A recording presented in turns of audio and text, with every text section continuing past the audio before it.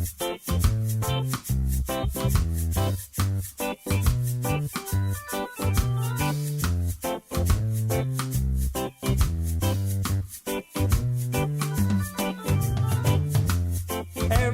smiles in the same language. A smile, let your light come shining through. Welcome to the Celebrate Happiness Roadshow podcast. I'm Sandra M., coming to you from Santa Fe, New Mexico, the land of enchantment. I interview people from all parts of the world about what happiness means to them. What are they in love with? In each episode, we'll give you a key to happiness to include in your life. And of course, we'll play a happy tune from my live Celebrate Happiness Roadshow. A smile doesn't cost you anything.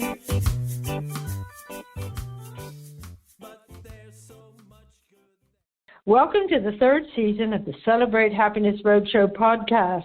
And don't forget to catch up on any episodes from seasons 1 and 2 you might have missed. Today we're talking with Madi Sato, singer and mentor of Japanese Ainu and Irish roots. From a young age, she was immersed in indigenous ceremony and began creating songs in communication with nature. Madi has been a performing artist for 3 decades and recorded the albums Soul and Love, Madi Sato, and Return to the River. She is also a lifelong actress and dancer.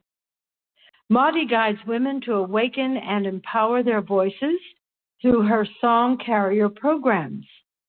In addition to the cultural songs she learns and shares, Madi's original chants are carried by women worldwide.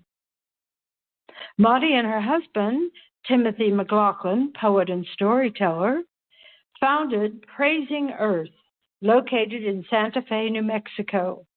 Praising Earth works to enliven humanity's relationship with nature through the creative arts and land stewardship. In this age of ecological and societal turmoil, along with physical and emotional affliction, a deliberate turn toward the integrity of nature and power of the creative arts can facilitate healing and guide the way forward.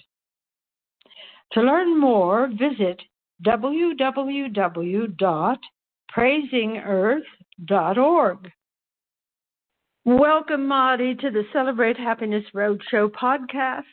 And I am really excited to talk with you about happiness and how happiness manifests in your life. Oh, wonderful, Sandra. Thank you for inviting me. And I'm intrigued by this word happiness today. What does it mean? And I'm sure you have come from, with that word yourself. But, it's calling me in. Great. So how does it affect you in some way? Or is happiness the same as joy or gratitude? Because people think about it in different ways. Yeah, I guess that's what I was just sensing. It's like their words are, in the English language at least, are so just a little falling short of like the vastness of like a human's experiences of, things and emotions and qualities. And so, yes, I think happiness is connected to gratitude and joy, but also happiness could it be a contentment of like an experience of grief or, just like shock, or surprise, all these things, it's a vast feeling for me when you say the word happiness. Mm-hmm. So, right, because we go to a party and we go, surprise, and everybody gets happy, right? When you think about it. So, but when it does go a lot deeper, and I know that you have a blessed connection to nature, and I believe so much in the natural world, and it would be wonderful if you have any thoughts about how nature and happiness and joy and gratitude and the largesse of all of these elements go together. I'd love to hear your thoughts. Oh yes, you're speaking a word that is probably one of the biggest priorities of my life, being able to commune with as many natural wild spaces as I can throughout my day, not to mention my life. And I'd have to say that my mother was very integral in me at a very young age, without any conscious thought or, that we were, going into nature. But I would like to back up and say, when my father died when I was age 5, my mother was in deep grief, and I was in that, energy field with my mother of that grief. And what I witnessed her do during that time was she used song and expression and creativity, and she took us into nature, literally. And we moved into a pine wood forest on a mountain, more like a hill in Red Boiling Springs, Tennessee. And she, I think in her intuitive way, knew that nature would be about the best place to hold her during this process of grief of losing her husband, my father. And so, looking back, I realized what a gift in the midst of such sorrow and such loss. I was only 5 years old, and I had a 3-year-old brother and a 1-year-old brother.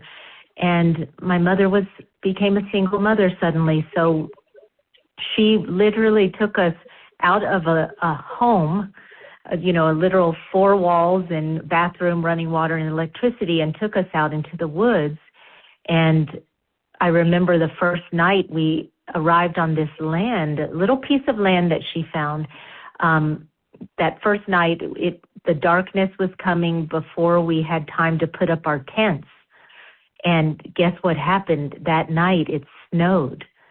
And so my mother, pulls up into this wild pine forest, and we got out of the car, me and my brothers, and she said, "This is our new home." And I remember looking up to the tall trees. They were spinning because the winds were coming through. And when I looked up, it was as if right in that moment, it might have been a few minutes before or after, but the snow began to fall. And night was coming. And it was a magical memory in my mind. And I remember we couldn't sleep in our tents that first night, so we slept in the car. But then over the next year plus, we made our home in the forest with first our tents, and then second we built little, shelter to get out of the rain. And then we had a sheltered area over a open fire where we would put a skillet on the fire and cook potatoes and, fried dough and stuff and veggies and things like that. And, when you're faced with these big things that all humans have to face, grief and loss, I was a witness to my mother, but in my own way, I took my, probably not fully understanding what was going on being so young, but I took it into the forest. And I would find myself just communing to the deepest levels with the river and the trees and little animals that would come through. And I would mimic my mother in a way. I would sing. Her songs were like songs that she knew how to play on a piano, or we didn't have a piano at that time, but there was a time in my childhood where we did, and she would play her songs on piano, but they were songs like jazz songs, blues songs, folk songs but I would go out there and just blurt out, burst into some type of melody with whatever spontaneous words came. And it brought me so much comfort. And I would go into the vision and the dreams, of being, on a stage, for example, or, living in a mansion in this middle of this forest, that kind of thing. So, yeah, nature has always been my deep contentment and all those words you said, joy, gratitude, ability to, like, if I'm not feeling well, to lay down on the earth and just cry and let go. So, yeah, I love Mama Nature. So spiritual. I think that to me, we are more alive because we're so present when we're in nature. And I am a great lover of animals. And I really feel animals understand this intuitively because they're not thinking all the time. They're not in their head, so to speak, like humans are, problem solving, etc., trying to figure it out when indeed we don't need to figure it out. It is there, I think. What do you say? Oh, gosh, yes. The animals are so resonant with the field wherever they are. And, resonance is a vibration that everything has. Even what people would call inanimate things, such as a beautiful teapot or, a blanket that was woven, they have energy. And so energies attract the vibrational resonance will sort of like draw another similar vibrational resonance. And that's where the animals talk to you in a way, their way of talking, which is in their presence, and you can even take note of the way the light is, the way the wind is, the way the temperature is, the way the sound of the songs in that moment when that animal comes by. And there's a whole bit of information, not in the kind of information that, like you were saying, like we would read on the internet or in a book, but the kind of information that our cells understand, our soul, body, all the bodies of our human self, from the mental to the spiritual to the emotional to the vibrational, energy that we are. It just attracts. So, there might be a moment in your life where you just are drawn outdoors and you don't know why. It's like a quickening. And then you go outside and what happens? You look up and the great red-tailed hawk is circling above you. Yeah. And my mother would always, she was really great with the animals. She could communicate with them, and she would always say, she taught me all of us kids when we were young, like, if you want to know what, medicine or information the animal is trying to give you, pay attention to how they live, what they eat, how they operate, their personalities, and you'll know something from them. Yeah. So I love the animals too. They're so in tune. Yep, with Mama Nature. They're so in tune. Yeah. And, I wanted to bring in, because it seems to me this wonderful story you just told about your experience with your mother and losing your father, and it seems like so foundational. And now you have, tell us a little bit about the song carrier programs, because you said that your mother introduced song and you just sort of understood it and would go out into the forest and burst into music and song. And you're teaching other people to connect on that level? Yes. And I wouldn't even say that I'm teaching as much as getting people to understand that everything is within themselves and in connection to nature, from that place, because it's something that I deeply experienced when I was young and then continued throughout my life, this way of going into the wild or even just under a tree by a river and quieting the chatter of the mind, the thinking mind, and deepening the breath, and then beginning to open to the wild world and recognizing that we are just microcosm of the macrocosmic earth that we live on. And so there's absolutely no separation from the singing voice and your environment. And so because I found myself intuitively doing this when I was a little girl out in the woods, I think part of my calling in this life is song and utilizing the voice to be in co-creation with the universe. So, but, when I became a teenager and I started getting more, not so in nature all the time, I said to Mom, I want to go to school and I want to do theater and I found myself very interested in the arts. And then so as I looked in the world, I heard all these amazing, famous singers on the radio. I would watch movies and I started to dream into wanting to be an artist, like in the human way. And so I did that for, over a decade of performing, starting at like age 17 in jazz clubs to making my first jazz album in my mid-20s, and then, going touring, and then creating another album that won a few awards, and finding myself with a music business agent, who wanted to market me and get my music out in the world, to even being called to go to Los Angeles and set up my life there because things were starting to unfold and I had an agent.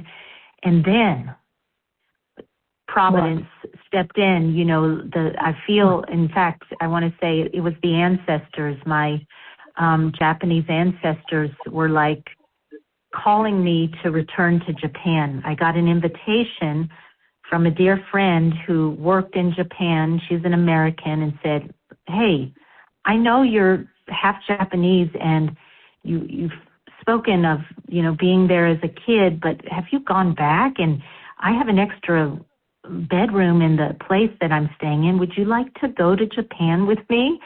And I said, well, but I've made this pathway to Los Angeles and I've got my music career, I've got to tend to. But I tell you, that one invitation kept me up all night long. And I just felt that something in my soul was speaking. And the next morning, it was just like, I have to go back to Japan. And I hadn't been back since my father died when I was 5 years old. I had not returned. And so I chose to put my apartment on hold, tell my agent, look, I need these few weeks to go back to Japan.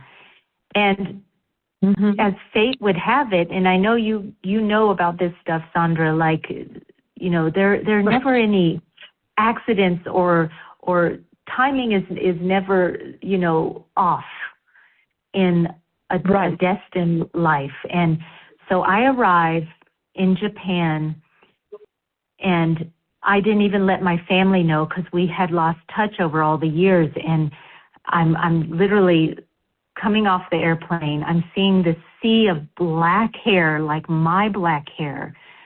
I am looking at the faces, and this huge, like, well of resource energy moved up through the soles of my feet. And I told my friend that I was staying with, I said, I want to call my family, So I had to get a translator that first call, and they translated to my uncle to my grandmother, Madi-chan, I said, it's Madi, I'm in Japan. And they were shocked, and they said, Madi, you are calling the weekend that it is your grandmother's 88th birthday celebration. And in Japan, the 88th birthday is the biggest birthday of a lifetime. And all of your family, including distant cousins and all your aunties and uncles, are at a bathhouse in the mountains of Tokyo. Come this weekend. And so I said, I've got to go, up to this bathhouse. And that fateful weekend, I would meet every single family member. I would be ushered into the bathhouse. Well, there was a side room where the family was all waiting for me. And I remember the sliding shoji screen was pulled back, and sitting in front of me on the tatami mat was my oba-chan, my grandmother, Madi Sato.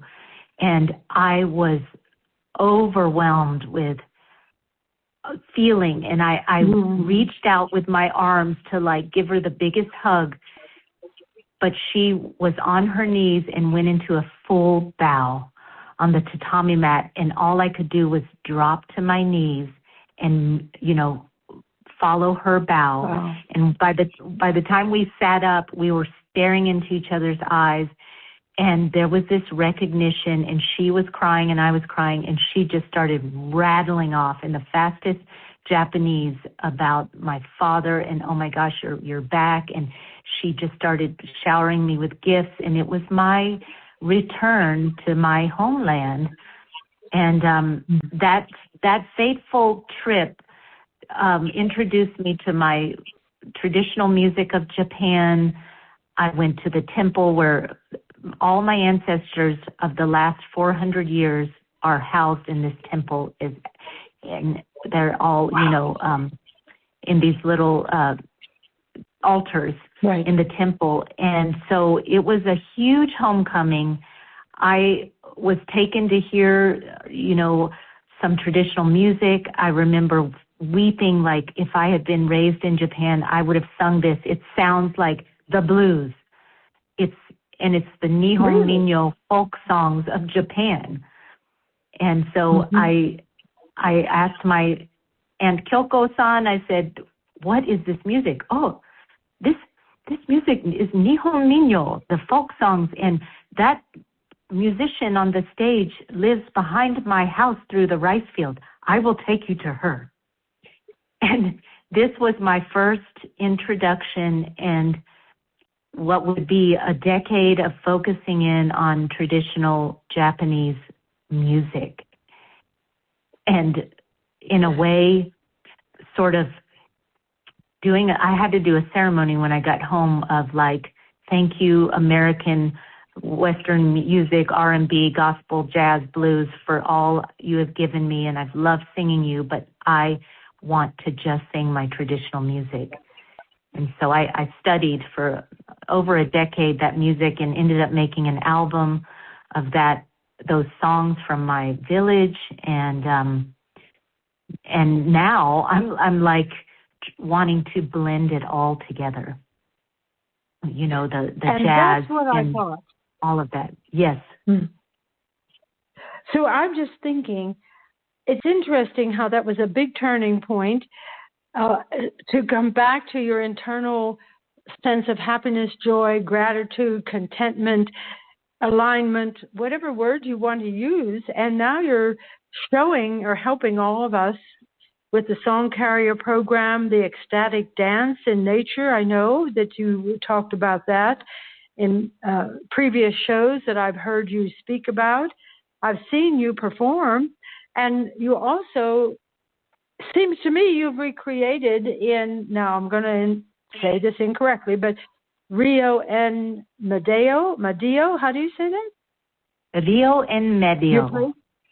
Yes, it's in Rio northern Santa Fe. Yeah, it's above Tsuki. Yes.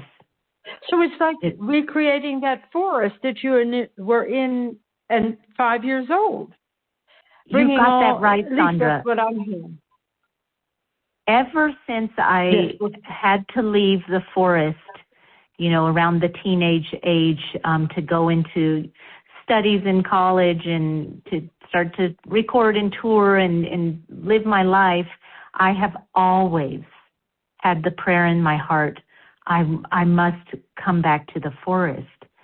And so it's only been 3 years, but my husband, Timothy McLaughlin, and I, ever since we met, I told him, listen, I know we're on a journey and we've got our work and our life and all of this, but if there's any way, I don't even know if I'm going to survive unless I return back to the forest, because I felt like a fish out of water most of my 20s into 30s, like running around the world and going to cities and touring and traveling, that I just said, my soul is getting tired, first of all, my spirit of being in cities and that kind of thing, and I need to get back to the forest. So he also is a wildly, he's a wild man, basically, in love. Right. Well, you told me,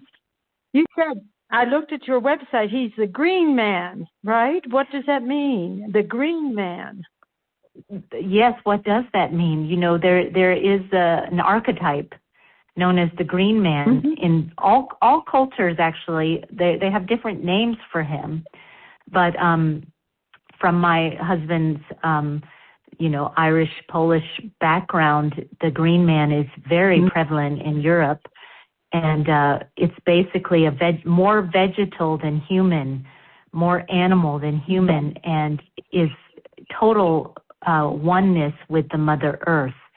And he has devoted his path to going out every week in the wildest places you can imagine, off trails, and writing what comes through. And so, he's just actually, last night we just had the first iteration of the Green Man Voice of the Wild Forest production here locally in Santa Fe, and he embodied his version of the Green Man. So he's a spoken word artist. He's written many books of poetry, and we collaborate many times together. And we also are the co-founders of our nonprofit, which is about 10 years old now, and it's called Praising Earth. Praising Earth. And we have a land base in the lush Rio and Medio Valley, Santa Fe, an old traditional farming village with a river that runs through this uncharacteristic to the desert quality of Santa Fe, oak forest. It's very lush, and it reminded me, when we came here, it reminded me of my childhood growing up in on the East Coast, in Tennessee, North Carolina. The oak forest is very rare in these parts, but it's along this little river. There's a little sliver of Mother Earth that is so leafy green in the spring and summer, and so gorgeously full of snow in the winter, and we get all the seasons here. And so, our work has been about getting people back in touch with themselves and nature through the arts, through song, story, poetry, dance, even, working with our hands, regenerating the earth. So now we have a land base that we are absolutely in love with, where we have immersion. Yes, we have gatherings of, the Green Man Brotherhood, and I have gatherings with the Song Carrier Women's Circles. We do annual immersions where people can come and deeply immerse in nature by camping, and I guide them through the voice, practices of the breath, and we embody, and Timothy does his version. And so in these recent years, I had a 15-year run with the women's singing circles, and they ultimately became named the Song Carriers Women's Circles.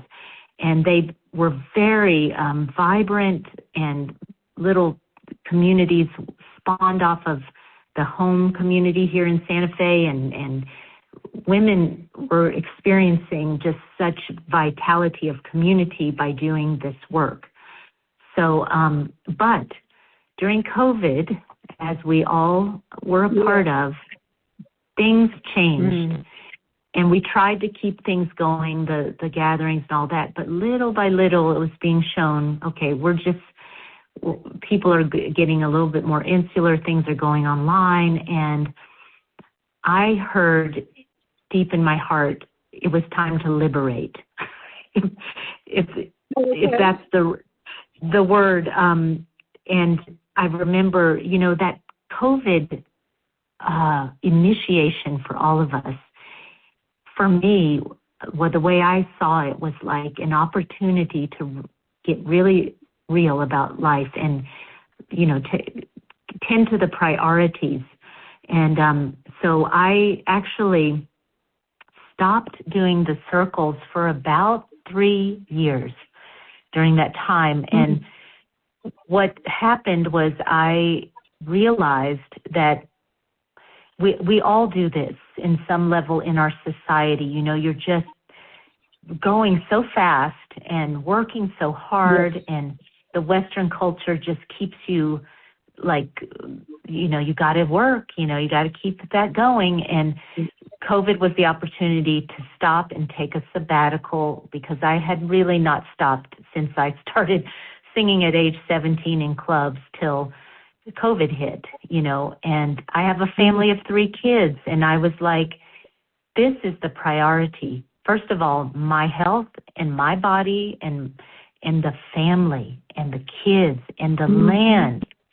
And so, and the inner terrain of like traumas that I had not really ever made a lot of time for. Granted, the ceremonial life that my husband and I were living was keeping us well and afloat. There's still, in these last few years, there's an area of my life that I felt very weak and just unconscious about, and that is the wellness of the emotional terrain. And so I've been in the 3 years, like in various programs, learning from the greatest people of our times, teaching us about nervous system regulation, all that stuff. And I have gone through a massive transformation. I feel more well and alive than I felt for most of my life.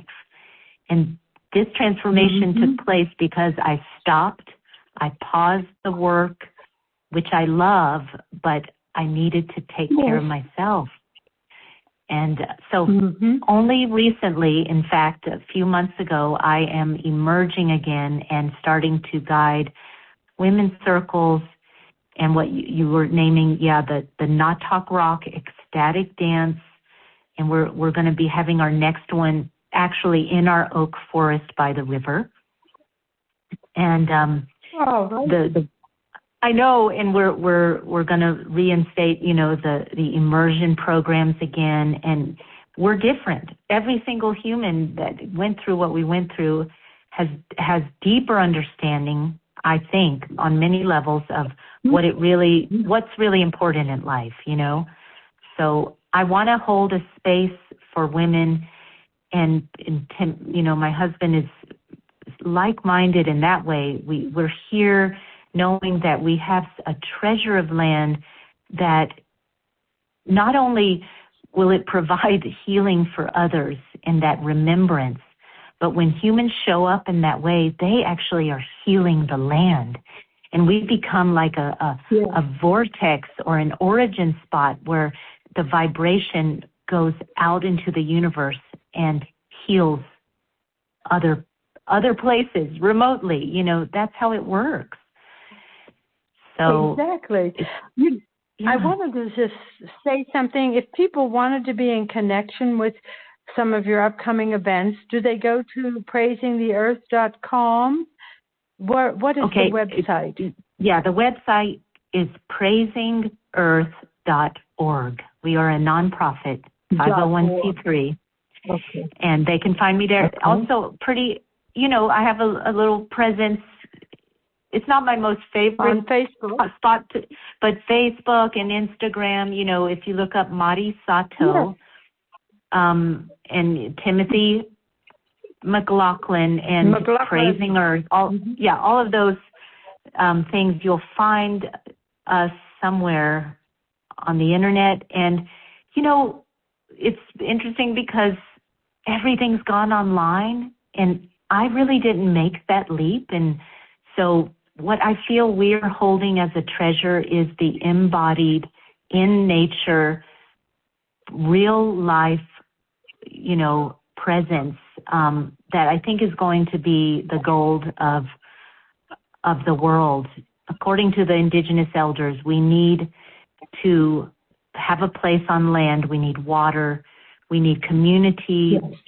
We need each other. This is not an isolated thing to heal after what we went through with COVID. We need each other. That's the next level. Yes. Nature is number one. We go and we are held fully, unconditionally.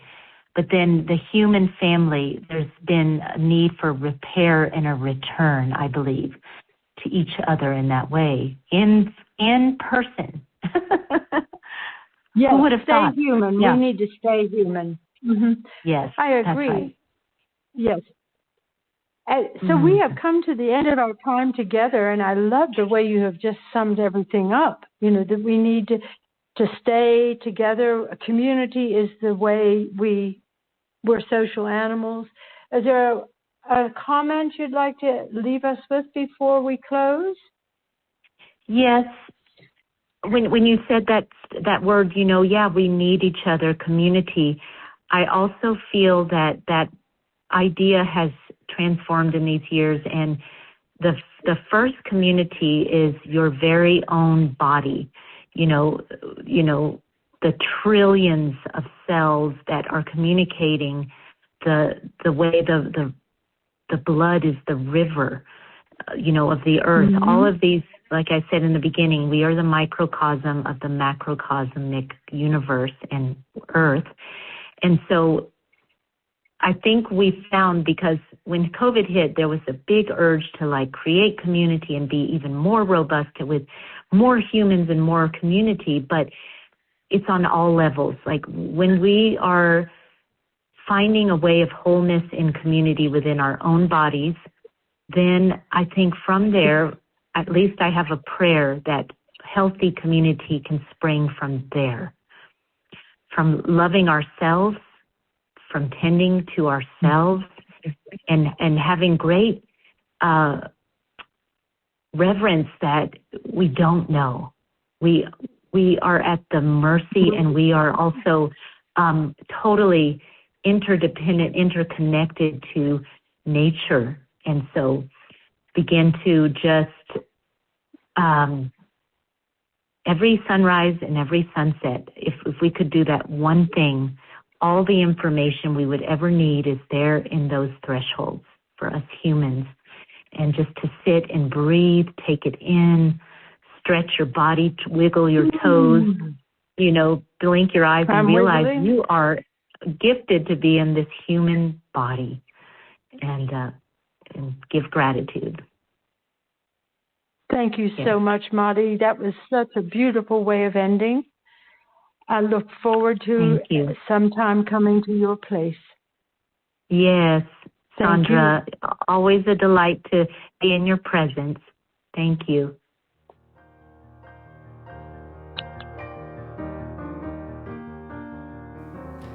Weekly Keys to Happiness number 18. Create a self-care ritual. It's easy to forget self-care in our fast-paced world. Since your body is your temple and carries your thoughts, passions, and spirit through the world, it deserves a little TLC. No matter what you enjoy, it relaxes you. Make time for it. Put it in your planner if you must, but do it.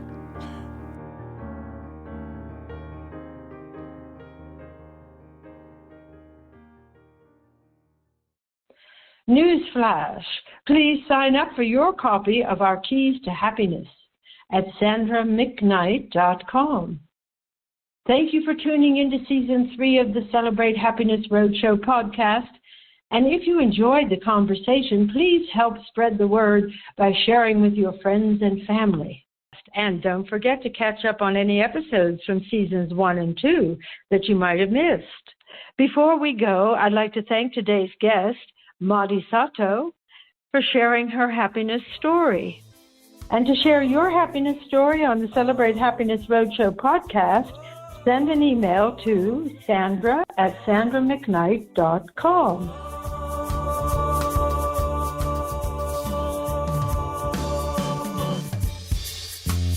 Turn your smile on, you can't go wrong. You'll find that love is all around. Follow your bliss, no one is.